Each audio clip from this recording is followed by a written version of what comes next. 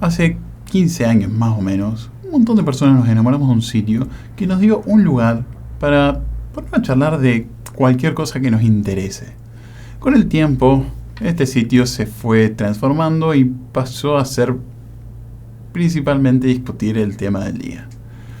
Últimamente, el problema está con que el tema del día siempre viene siendo el sitio mismo. Que Twitter carga lento, que las notificaciones no salen, que me está mostrando gente que no sigo o que directamente el sitio no funciona. Y esta implosión en cámara lenta, para bien o para mal, nos trajo toda una nueva generación de nuevas redes sociales de microblogging.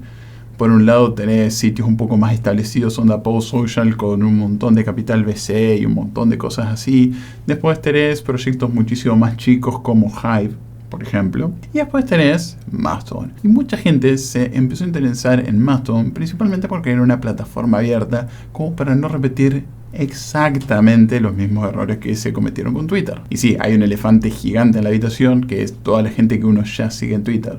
Y no va a aparecer mágicamente en Mastodon, no va a aparecer mágicamente en Post.news, o no va a aparecer mágicamente en Hive. Pero inclusive con todos estos problemas, la gente sigue interesada y muchos preguntan sobre cómo es el tema con Mastodon, porque sí, se ve interesante una vez que ves una captura de pantalla o algo, pero cuando te quieres hacer una cuenta, hay una colina medio alta. Y esa es la idea de este video, explicar un poco qué es Mastodon, cómo se usa, cómo funciona, cuál es el tema con los servidores, con los usuarios y todo eso, y darles un poco más de información para que si quieren puedan ir a probar y definir ahí si les interesa o no la plataforma.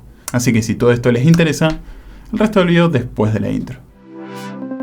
En 10 palabras, Mastodon es una red social de código abierto descentralizada. Pero si leemos un poco más finito, Mastodon en sí no es una red social per se, sino que es el software que corre una red de servidores o una federación de instancias. Esto significa que si bien superficialmente puede parecer un clon de Twitter, por debajo no es una sola entidad controlando todo lo que sucede en la red, sino que es una federación de personas, organizaciones o compañías intercambiando información entre sí. Esto también significa que si la política de moderación o la dirección que está tomando un servidor no es de su agrado, pueden migrar tranquilamente a otro servidor sin perder su social graph, es decir, el contacto con la gente que siguen o la gente que lo sigue. Es una situación no muy dissimilar de lo que pasa con el email. Hay cientos de distintos servidores como Gmail, Hotmail, Yahoo, Fastmail, Proton, corriendo sobre un mismo protocolo o software que les permite entre todos comunicarse entre sí e intercambiar información, o sea, mails. Otra palabra clave de arriba es de código abierto, lo que significa que el futuro del software, y por ende de la red social,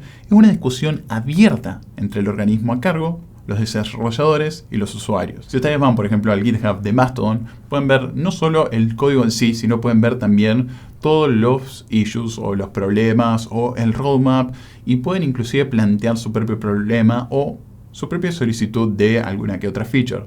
Y están todo el tiempo cambiando las cosas. Por ejemplo, ahora en este mismo momento está el planteo para habilitar los quotes, que es una feature que hasta ahora no habían considerado por una cuestión que no les terminaba de gustar la mecánica que se armaba con estas cosas, pero con la llegada de un montón de nuevos usuarios, de nuevos desarrolladores, le están reconsiderando, así que están viendo las mecánicas. Otra cosa que también pueden ver en GitHub cómo va evolucionando es la propuesta de activar el cifrado de punto a punto o end-to-end. Pueden ver ahí cómo distintas personas, distintos contribuidores van aportando al código, van discutiendo sobre las posibilidades, etcétera, etcétera, etcétera. Y esto significa también que el software está en constante evolución y que esa evolución está al frente del público y vos sabés qué es lo que va a pasar o no va a pasar. Como cereza del postre, Mastodon es compatible con ActivityPub, que es un protocolo de la W3C. La W3C es el organismo que regula los estándares de la web abierta como CSS o HTML. Esto significa que además de poder comunicarse entre usuarios de distintas instancias que están corriendo Mastodon, también será posible comunicarse entre usuarios de distintas redes sociales que sean compatibles con ActivityPub. Por ejemplo, desde Mastodon es posible también seguir a gente en PixelFed, que es un clon de Instagram pero de código abierto y federado. O por ejemplo Tumblr, que recientemente confirmó que adoptarán el protocolo. Y ahora todo esto capaz que suene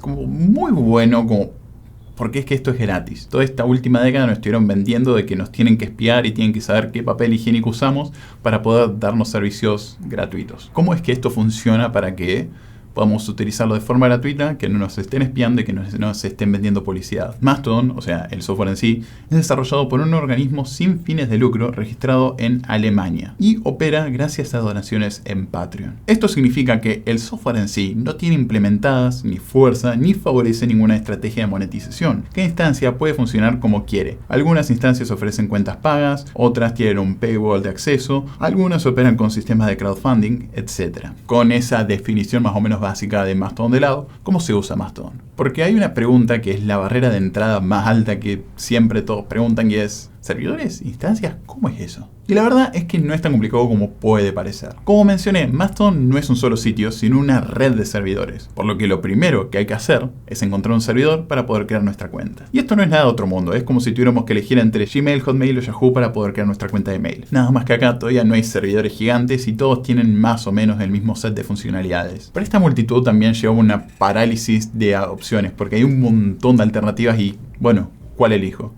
Y si no les voy a decir, bueno, vayan a esta, les voy a dar un par de consideraciones a tener en cuenta para que elijan un buen servidor. Lo importante es que independientemente de cuál instancia elijan, van a poder comunicarse con gente en otros servidores. Además, los servidores listados en joinmastodon.org cumplen con ciertos requisitos mínimos, entre los cuales están backups diarios para evitar desastres y que notifiquen con un mínimo de 3 meses de antelación en caso de que estén por cesar operaciones. Y de hecho no es que se termina la instancia en la que están, supónganse suprapixel.social y ya está. Se termina todo. Porque agarran, pueden descargar su social graph, o sea, la gente que lo sigue y la gente que ustedes sigan, y después se crean otra cuenta en otra instancia, supónganse twingo.social, suben eso y continúan desde ahí. Lo único que no se puede migrar de momento es el archivo de publicaciones. Es una cuestión medio complicada y si quieren pueden ir al GitHub de Mastodon y ahí tienen toda la discusión y todas las razones por las cuales todavía no se hizo, o se está haciendo o no se va a hacer.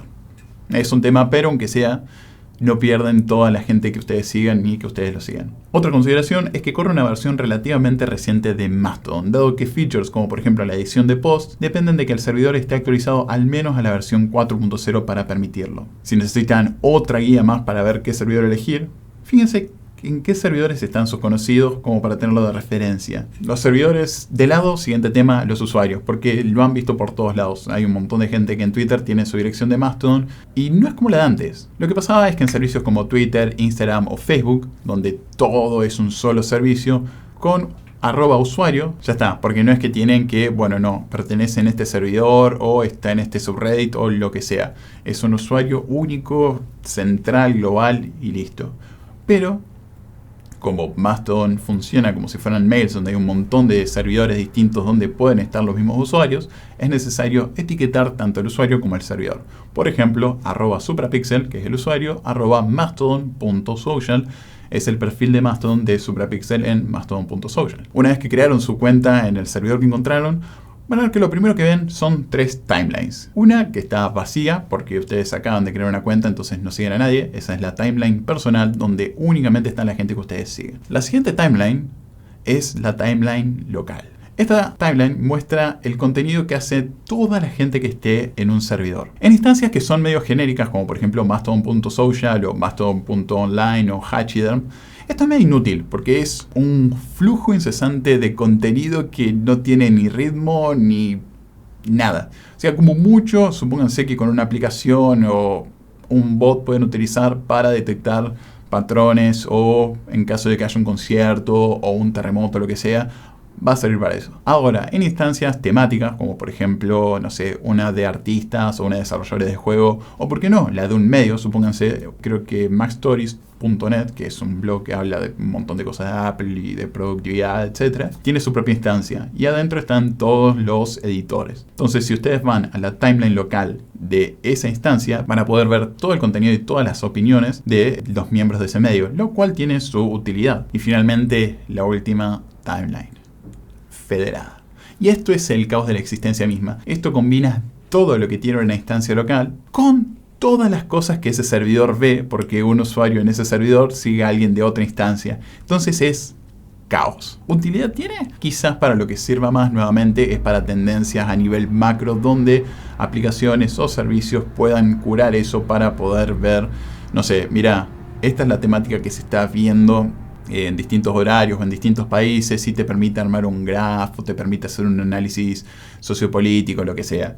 Pero Chao. O sea, posta, la personal y listo. Con un conocimiento básico de estas tres cosas ya más o menos están, porque después es prácticamente Twitter con un par de extras. Después, si quieren, pueden utilizar cualquier aplicación de tercero que quieran, como por ejemplo Icecubes en iOS o Tasker en Android, o inclusive en la web tienen por ejemplo uno que se llama elk.zone, que es básicamente Twitter, pero funcionando con Mastodon. Y sí, ya sé que al principio mencioné cosas como autoverificación o autohost, pero realmente este video se me queda corto si me pongo a explicar todas las otras cosas. Si les interesaría que hagamos un video de eso, tienen abajo en la sección de comentarios para convencerlo a Corporate de que me deje hacerlo. Y con esto ya cerramos y nos vemos en próximos videos.